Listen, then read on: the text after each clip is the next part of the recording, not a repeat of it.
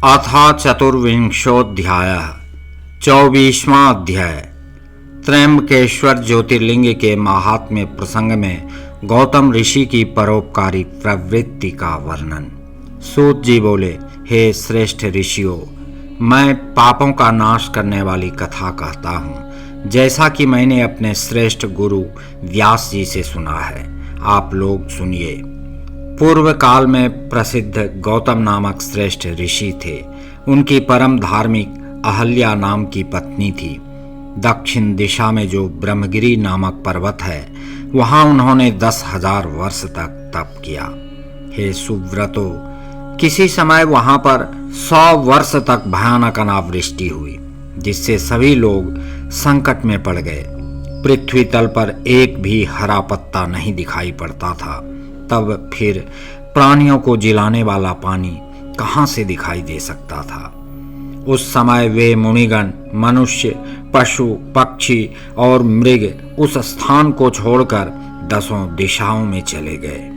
हे विप्रो, तब उस अनावृष्टि को देखकर कुछ ऋषि प्राणायाम में तत्पर होकर ध्यान पूर्वक उस भयंकर काल को बिताने लगे। महर्षि गौतम ने स्वयं भी वरुण देवता को प्रसन्न करने के लिए प्राणायाम परायण होकर 6 महीने तक उस स्थान पर उत्तम तप किया। उनकी तपस्या से प्रसन्न हुए वरुण देव उन्हें वर देने के लिए आए और यह वचन बोले, मैं प्रसन्न हूँ, वर मांगो, मैं तुम्हें वर दूंगा। तब गौतम ऋषि ने उनसे वर्षा के लिए प्रार्थना की। हे द्विजो, इस पर उन वरुण ने मुनि से कहा। वरुण बोले, हे महर्षि, मैं दैव की आज्ञा का उल्लंघन कर किस प्रकार वृष्टि करूं? आप तो बुद्धिमान हैं, अतः कोई अन्य प्रार्थना कीजिए जिसे मैं आपके लिए प्रदान कर सकूं। सूत जी बोले, उन महात्मा वरुण का यह वचन सुनकर परोपकार करने वाले महर्षि गौतम ने यह वाक्य कहा। गौतम बोले, हे देवेश, यदि आप मुझ पर प्रसन्न हैं और मुझे वर देना ही चाहते हैं, तो मैं आज जो प्रार्थना करता हूँ उसे पूर्ण कीजिए।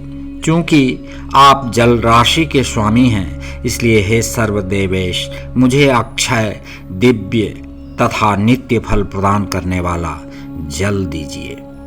सूत जी बोले, उन गौतम के इस प्रकार प्रार्थना करने पर वरुण ने उनसे कहा, आप एक गड्ढा खोदिए। उनके ऐसा कहने पर गौतम ने एक हाथ का गड्ढा खोदा। तब वरुण ने उस गड्ढे को दिव्य जल से भर दिया। इसके बाद जल के स्वामी वरुण देव ने परोपकारी तथा मुनियों में श्रेष्ठ गौतम ऋषि से कहा। वरुण बोले, हे महामुने, यह जल आपके लिए अक्षय एवं तीर्थ स्वरूप होगा और पृथ्वी पर आपके नाम से प्रसिद्ध होगा। इस स्थान पर दान, होम, तप, देवताओं के लिए किया गया यज्ञ, पूजन तथा पितरों के लिए किया गया श्राद्ध, यह सब अक्षय होगा। सूत जी बोले, ऐसा कहकर उन महर्षि से स्तुत होकर वरुण देव अंतर्धान हो गए और महर्षि गौतम ने भी दूसरों का उपकार कर सुख प्राप्त किया। बड़े लोगों का आश्रय मनुष्यों के गौरव का हेतु होता है, इसलिए महापुरुष ही उनके स्वरूप को देख पाते हैं, नीच लोग नहीं। मनुष्य जिस प्रकार के पुरुष का सेवन करता है, वह वैसा ही फल प्राप्त करता है। बड़ों की सेवा से बड़प्पन तथा छोटों की सेवा से लघुता प्राप्त होती है। सिंह की गुफा के पास रहना गजमुक्ता की प्राप्ति कराने वाला कहा गया है और सियार की मांद के पास रहना अस्थि लाभ कराने वाला कहा गया है। सज्जन पुरुषों का ऐसा स्वभाव होता है कि वे दूसरों का दुख सह नहीं सकते। वे स्वयं अपने दुख सह लेते हैं, किंतु दूसरों के दुख को दूर करते हैं। वृक्ष, सोना, चंदन और ईख ये पृथ्वी पर दूसरों के उपकार में कुशल होते हैं, ऐसे अन्य कोई नहीं है। दयालु, अभिमान रहित, उपकारी एवं जितेंद्रिय, इन 4 पुण्य स्तंभों ने पृथ्वी को धारण किया है। हे महर्षियों, तदनंतर गौतम ने अत्यंत दुर्लभ जल प्राप्त कर विधि पूर्वक नित्य नैमित्तिक कर्म संपन्न किए। तत्पश्चात मुनीश्वर ने वहां पर हवन के लिए व्रीहि यव, नीवार आदि अनेक प्रकार के धान्यों को बोवाया।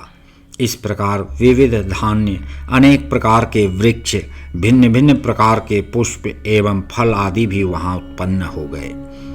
यह सुनकर वहां अन्य हजारों ऋषि भी आ गए।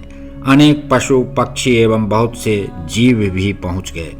इस प्रकार पृथ्वी मंडल पर वह वन अत्यंत सुंदर प्रतीत होने लगा।